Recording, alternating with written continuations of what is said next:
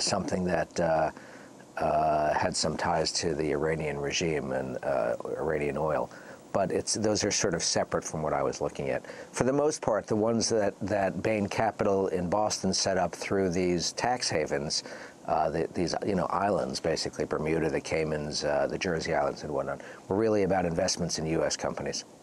Bob Drogin, you write about Romney being the wealthiest candidate, personal fortune of up to what, $250 million.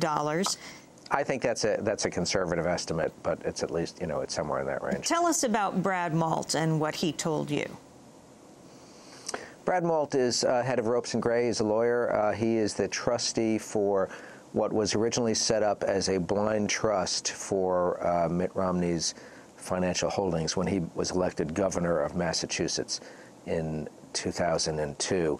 The blind trust is no longer quite so blind because last year, as part of his campaign disclosure forms, that we suddenly got to see what's in the trust in very broad terms. Among the things that we learned is that even though Mitt Romney claimed to have left Bain Company in 1999, in fact, he was still there, still on the books, until he ran for governor.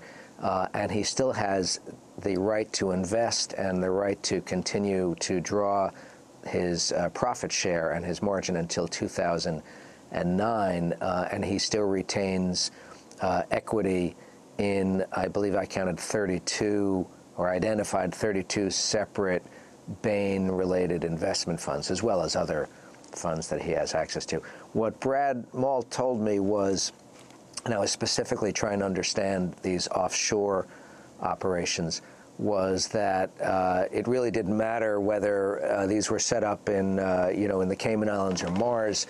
The point was it was a way of attracting what he described as billions of dollars, and of course that's exactly right. That's what they were able to do. And he said these have been very sound investments for Romney. He's only looking at Romney's personal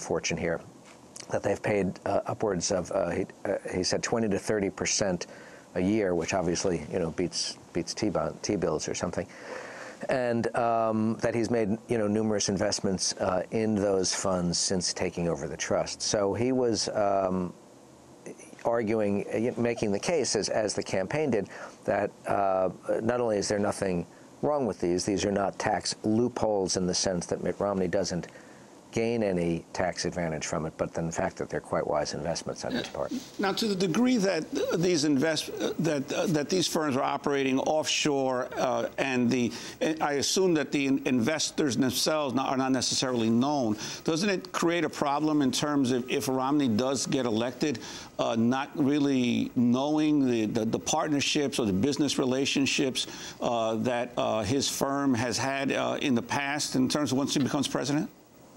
Yeah, well, potentially so. I mean, these are private companies. These are closed funds. There's the whole point of going offshore is because there's less transparency than in the American system. It's not simply that they are tax havens. There's no income tax. There's no corporate tax, et cetera. There's no transparency in those places. I mean, they're shell companies. They're set up, in a mailbox that operates through a Delaware company, that, a holding company and a limited partnership and whatnot. And I'm not a business reporter. I'm just trying to figure out what does the guy own and where does it come from. And I got to tell you, it's not simple. I mean, it took me weeks to just figure out when he left Bain Company. There's nobody up there who'll give you a straight answer, and it's not listed in the corporate records. Now, the whole point of this is to get away from Securities and Exchange Commission filings. That's the reason you do these things. Now, Bob Drogin, Bain is poised to take over Clear Channel, this massive radio conglomerate around the country, owns over 1,200 radio stations. Bob. Okay. Oh, yeah. Okay. Also, I wanted to ask you about the Ampad deal, and we only have a minute to go. Okay. Ampad was basically one of the deals that came back and really caused a problem for Romney back in 1994 when he ran against Ted Kennedy, when he made his first bid for elected office. He ran for the U.S. Senate seat from Massachusetts. Ampad was a company they bought in 1992, and Bain Capital made a big investment and essentially bought the company. And after they bought it, the new management team that went in closed factories, fired a lot of people, and really slashed the operations. And when when he ran for Senate, some of these striking workers came and picketed him and really dogged his campaign, and it created a pretty ugly labor dispute. I think Kennedy described, Romney at the time as putting profits over people. And after the campaign was over, they took Ampad public, and he lost.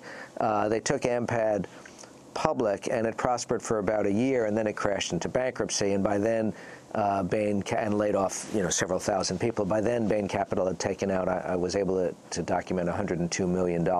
And that was a model that we saw in a number of places. I found about at least a half a dozen companies where Bain Capital essentially bought in, laid people off, stripped it down, took out, in some cases, tens of millions of dollars or hundreds of millions, and then the company crashed into bankruptcy. Bob Drogin, we're going to have to leave it.